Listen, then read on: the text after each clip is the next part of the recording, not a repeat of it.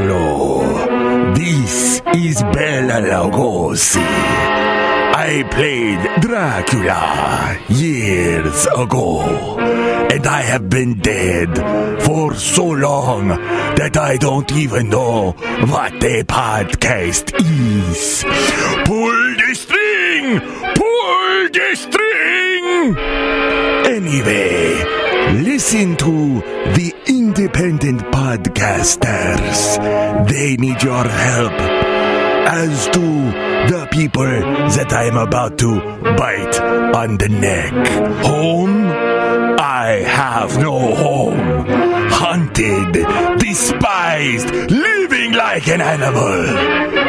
The jungle is my home. This show is clean. Oh my God. Pretty much. Mike's Daily Podcast. Episode 850. I used to be on a comedy radio station back in the early 90s called Comedy Radio, AM 850.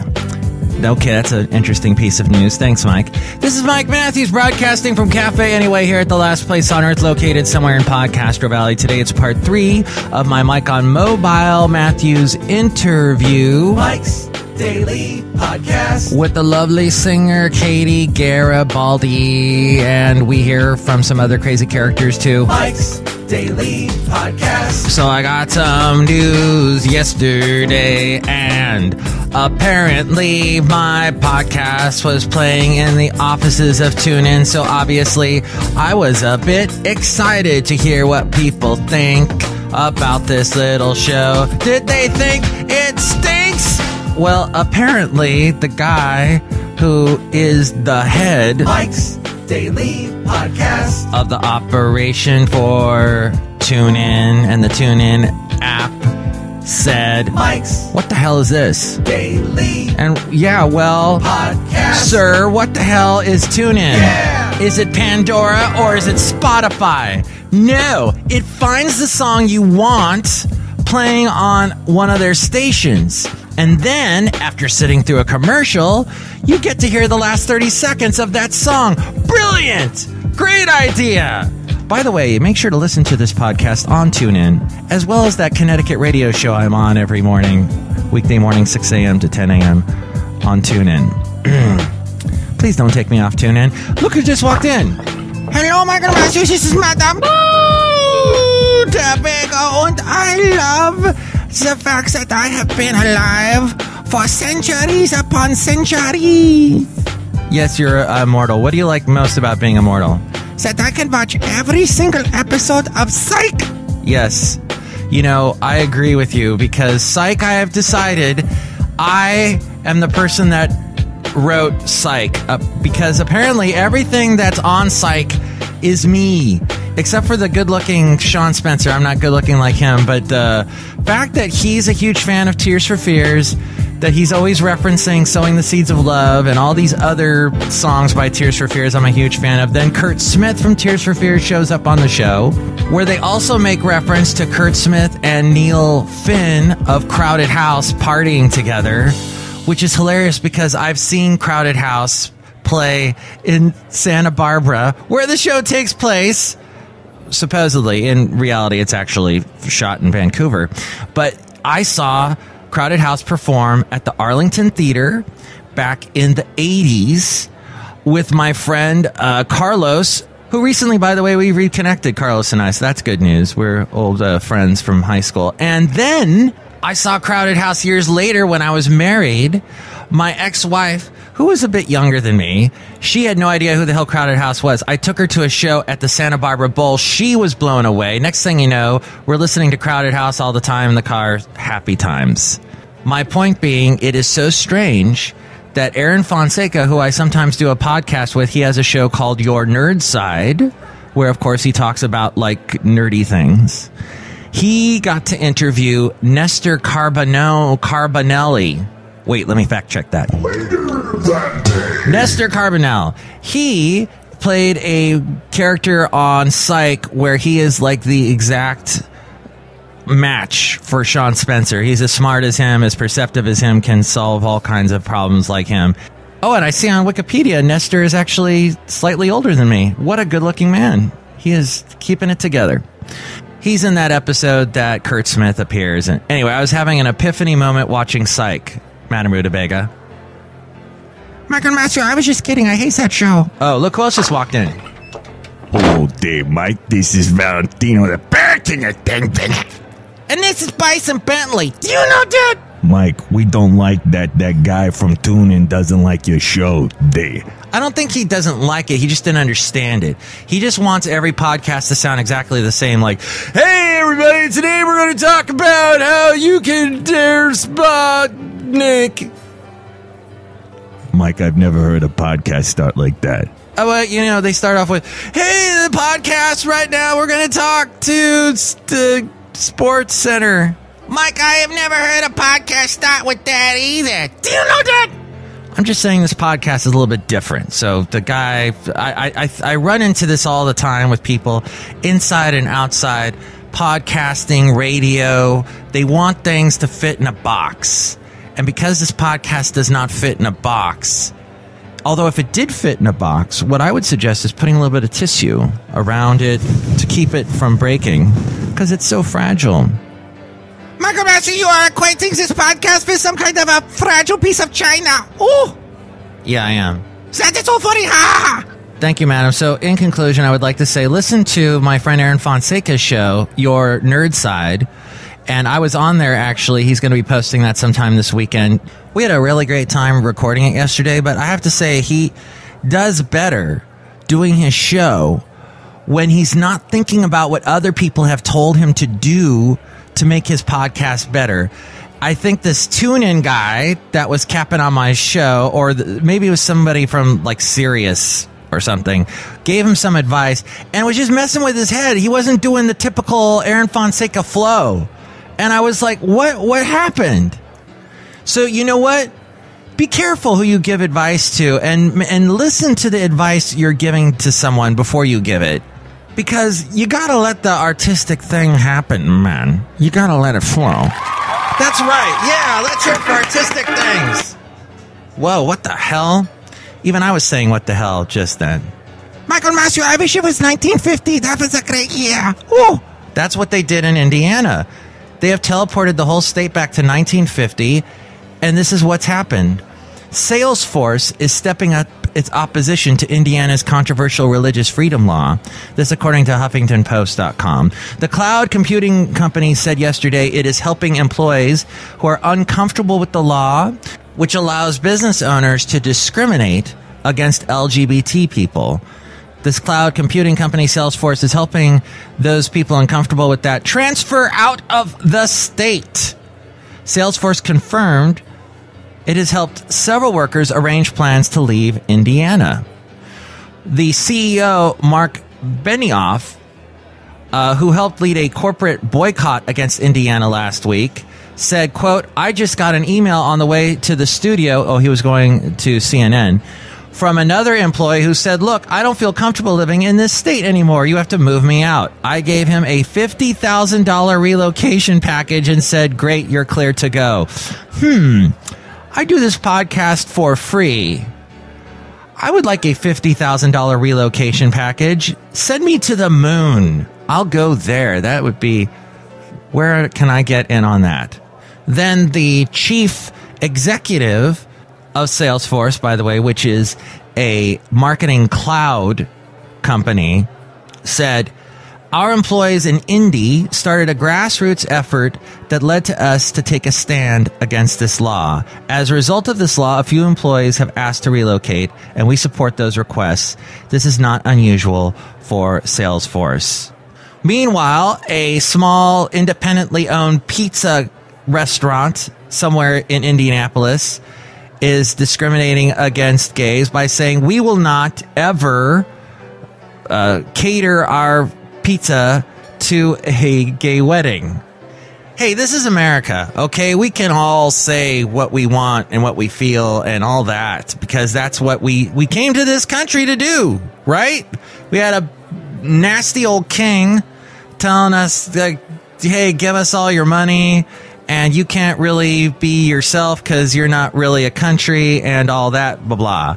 So we can say we're Americans. We can say what we feel independently, but it's also our right to say if, I think you're jack crazy, which is exactly how I feel about Charlie Daniels, except for the fact that I love his music so freaking much, and I just heard a song I never heard before that he did pretty recently. And I'm like, that guy still's got it, but with his diet, he eats like the Southern cooking food that's just like littered with lard and whatnot. I don't know how that guy is still alive, but anyway, God bless him. He makes some cool music, even though his views are a little scary sometimes. I would still love to eat grits boiled in back bacon grease with eggs and chicken fried steak with lard gravy anytime he asks. I am there.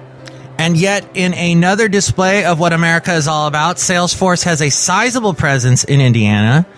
In 2013, they acquired the Indianapolis-based marketing software firm ExactTarget, and the company could not afford to shutter all of its operations in Indiana, apparently, according to the CEO. And he also vowed to cut back on this company's investments in Indiana unless the brutal law, as he called it, is repealed or altered. This is a really important point. He said that, CEOs have a lot of power and control on investment in states, and we want to invest in states where there is equality. Just as there are people here in California right now that they want to get the hell out because the taxes are so high, and now we're not going to have grass. Because no more watering grass. Governor Brown said yesterday, hey, you know what? We're in a drought. All that water's got to go into keeping us alive instead of keeping grass alive. That grass will come back someday. So now when those CEOs go and play golf in California, it's going to be like the whole course is a sand trap. Get used to it. It's California. We're a desert anyway. We destroyed beautiful places like the Hetch Hetchy to get water to come to the Bay Area. We fight against nature on a daily basis. Yet, we are as big as a country. Like Texas, we could secede. We could be our own country. We could do our own thing. But unlike Texas, we can't power ourselves. Texas has their own power infrastructure. They supply themselves. We use power from other states. We use water from other parts of the state that need it. So we need to come up with new ideas. As I mentioned before, desalinization. A safe desalinization that doesn't kill a bunch of sea life would be the way to go, but we'll see what happens. What do you think about all that? What's your 2 cents? What do you think about all this? Email me, MIKEs-DAILY-PODCAST@gmail.com. I read your comments on the section emails from email. Also email me there if you'd like to be a guest on the show or if you would like to sponsor the show, MIKEs-DAILY-PODCAST@gmail.com. And there's the website, MIKES-DAILY-PODCAST.com, with links to where to listen to the show in iTunes. Subscribe to the show in iTunes. You can comment on the show and rate the show there. If you do, more people find out about us and we don't languish in obscurity like Bela Lugosi was talking about. And you can also find us on YouTube. We're on SoundCloud, Stitcher, Player FM, Ameristream. Sorry, I just had a seizure while I said that word. Ameristream, Mixcloud, Podomatic. Links to all those at MIKES-DAILY-PODCAST.com. And I'm also on the air in Connecticut weekday mornings from 6 a.m. to 10 a.m. now. I do the morning show now. You can listen to me there. It's Connecticut local time when I'm on. In Griswold, and tell your friends about the show through Facebook. Like the Facebook page, and when I post a new show, share it with your friends, and more people will find out about us. We're also on Twitter. Retweet us when I tweet to help let more people know about us, and we're also on Tumblr, Yelp, and Instagram. Links to all those at MIKES-DAILY-PODCAST.com. And the Amazon link, too. If you're going to buy anything on Amazon, go through that link first at MIKES-DAILY-PODCAST.com. We get a little bit of support from that. And finally, we have the blog, The Daily Podcast Picture, and all my past interviews at MIKES-DAILY-PODCAST.com. And now, I must say specifically, because Aaron Fonseca told me this yesterday when we were working on his podcast, that when he was listening to the last podcast that I did, he didn't understand all of a sudden that I was interviewing KATIE Garibaldi. He's like, you didn't preface that in any way. It just popped up and I thought it was a character you were doing. I got all confused. I'm old and senile. What's this? It's a cell phone. Oh, get it away from me. Oh, it's shocking me. I'm dead. All right, so here is part 3 of my interview with KATIE Garibaldi in the segment Mike on Mobile, because I am broadcasting this from a mobile phone in a mobile location somewhere in San Francisco. Mike on Mobile. I'm speaking with singer-songwriter KATIE Garibaldi. We're here in San Francisco. I'm somewhere. What is this particular area? Do you know what we called it? We're on Folsom Prison Blues. I hear that train coming around the bend. Yeah. We're here. Yeah, we're here. That's all that matters in this. I'm blank. I don't know. And did you meet your husband in any sort of interesting way? We met through mutual friends. Oh, that's good. Yeah. That's a good. Yeah. That's good. Elaborate. So it wasn't an internet thing. No. Yeah. His friend knew my friend, and we all got together one night and been together ever since. Oh, I wish it was more, I don't know, exciting story, but that's what happened. That's a beautiful story. Thank you. I would have also accepted arranged. It was an arranged marriage, or I guess it was, it almost was, but we both weren't expecting to meet each other. I almost didn't go that night. I think he almost didn't go either. So it was kind of like a destiny in the stars. Does he write songs? No, he doesn't, but he appreciates them. Well, because you've written some cool songs. Like we heard Close, Close, Close on the last show, and now I'm going to play Lock the Door, Lose the Key. This sounds like it possibly is about him. It's steamy and sweet. I wrote steamy and sweet. A toe tapping tune, and I want to dance the two-step to this in a bar. Oh, that's awesome. A barn, I meant. Yes, definitely. Definitely barn material. Yeah, I call this like my newlywed song. I was inspired when I first got married and just wanting to be with my husband inside the house as much as possible. And, I always thought like, we're not going to change when we get married. We're always going to, go out with our friends and this and that. But this song is just kind of like, our friends don't understand, like, where have we gone? Where are we? And, we're just kind of nestled up in our newlywed nest. So I guess that's the classiest way to put it. That was so classy. Thanks. That was if this was Howard Stern, we would have been not so classy. But then I wouldn't be Mike Matthews. But it's a great song, and I think a lot of couples can relate to this. I hope so anyway, because that means that there's love in this world, and that's what I hope for. Yes. Oh, thank you. And that's beautiful. I agree. And you had won a couple of awards. Oh, I forgot to mention that. Thanks. What were they again? I think you're talking about Songwriter of the Year, it was called. Oh, this little thing? The little thing I got. It was actually like 2 years ago now that I got that, and it was from Songs Alive, which is a nonprofit organization for songwriters and artists, and so they honored me with that amazing award, and yeah, I'm very grateful for it. Is it on your mantle? Yes, it's on my bookshelf. On your bookshelf? Yeah. So let's lock the door and lose the key, or let's play the song anyway. Yes.